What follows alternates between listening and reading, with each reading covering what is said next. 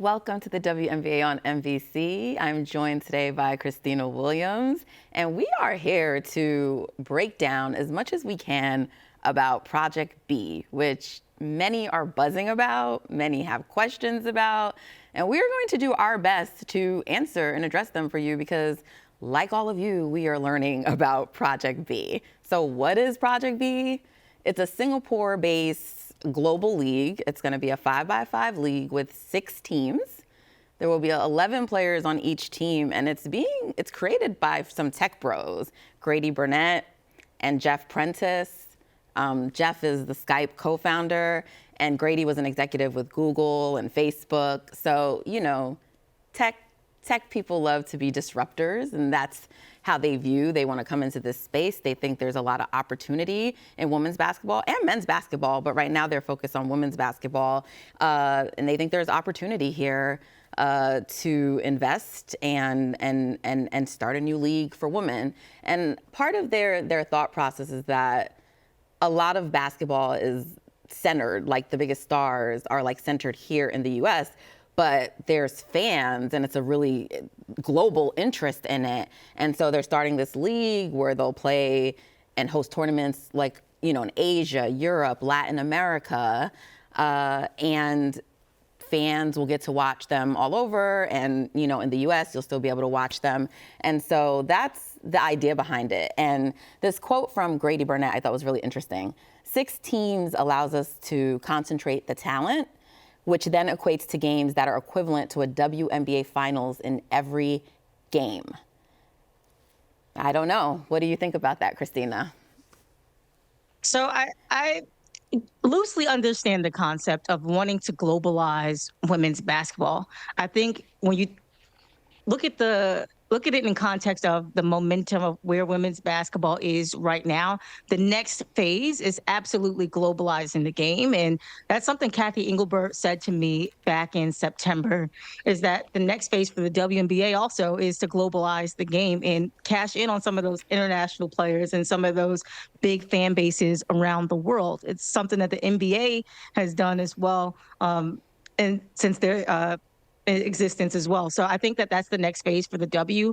Where it get me a little off guard is merging the sports and tech. I mean, the history of, you know, as you said, tech bros coming into certain spaces and kind of diminishes the product, but they seem to be on board with giving players ownership, equity, things that players are currently fighting for in their CBA negotiations. And a source familiar with the situation told me that players get a 6-figure signing bonus for Project B. So I think that that's important, right? When we talk about paying players what they're owed, making global household names. You know what I mean? I feel like when we think about women's basketball, Caitlin Clark is a global name, but we need Asia Wilsons, the Nneka Ogwumikes to be global names as well. And so I'm all in when it comes to those 3 things: globalizing the game, paying players what they deserve, but also just building and growing the game in that sense.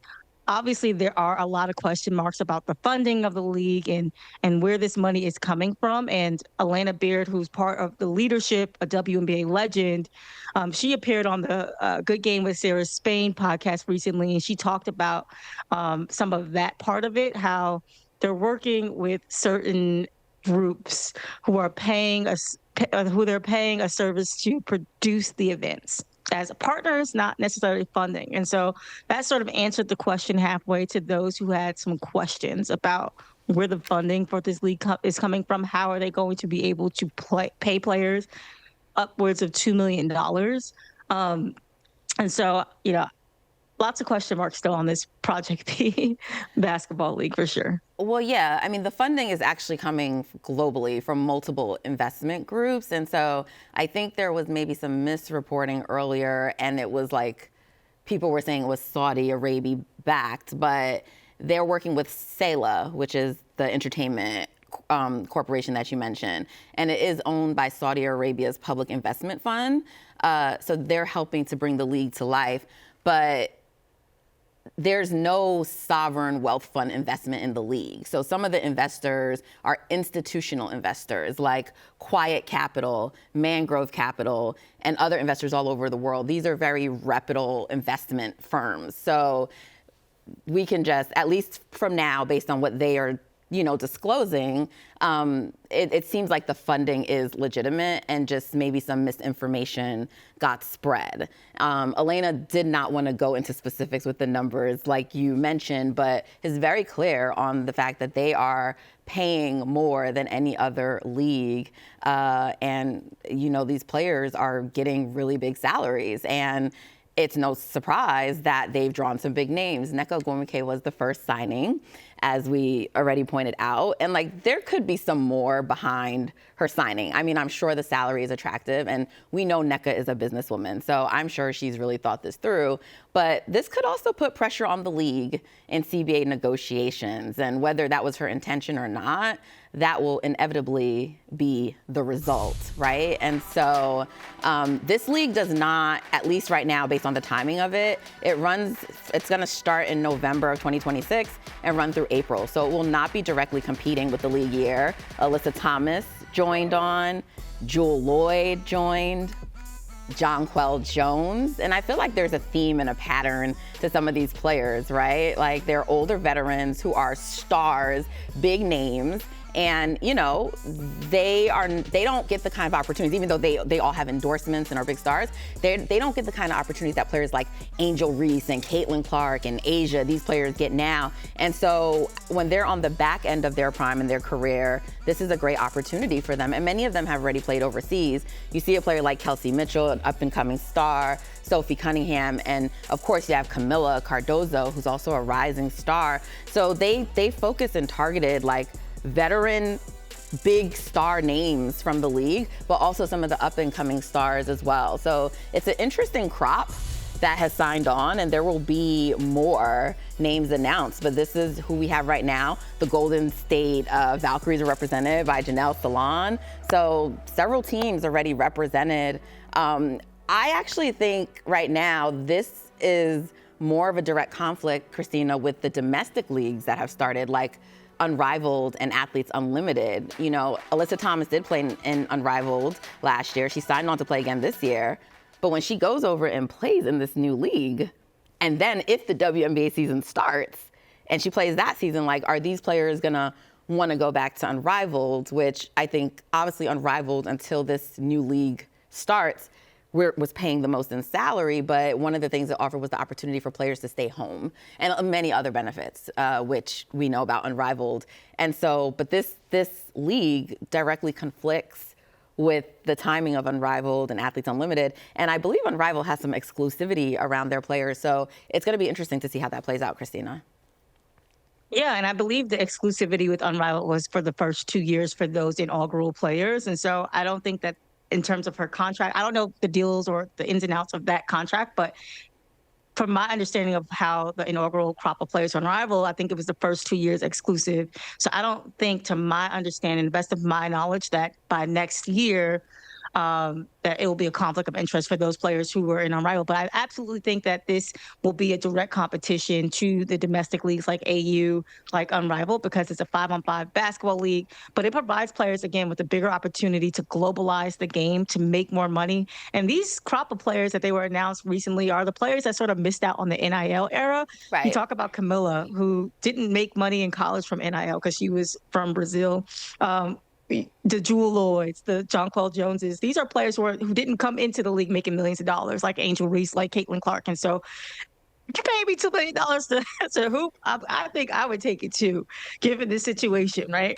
But I think all in all, what this league is doing, I think it's making it easier for fans to be a fan of women's basketball. And I love what Elena said in her interview with Sarah Spain in terms of meeting fans where they're at in the digital space.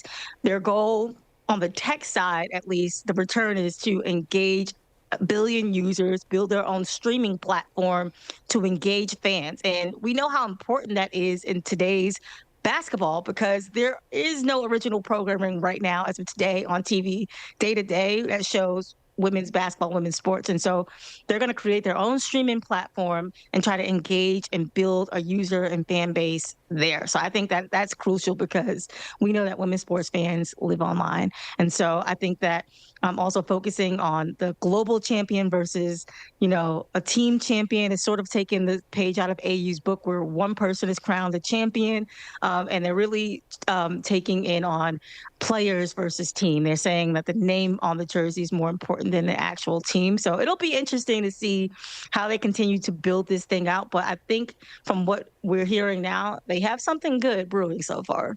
Yeah. Also noteworthy that they brought on Lauren Jackson, another legend, as an advisor. And they have some interesting investors already in Project B: Candace Parker, Sloane Stevens, Novak Djokovic, also Steve Young, former legendary NFL QB. So they're garnering some interest. At least from the league's perspective right now, they're just saying they're interested in seeing how it plays out. So the league, at least right now, not taking an approach of looking at them as a competitor, just trying to see how it all plays out. And so as are all of we. So we will continue to watch Project B. I'm sure we will get more announcements of players that will be joining the league, and we will continue to update you as we learn more information. But I'm actually really curious and interested to see how this all unfolds. Khristina, thank you so much for joining me today on the WNBA on NBC. And guys, make sure you subscribe to our YouTube channel so you do not miss out. That's the WNBA on NBC.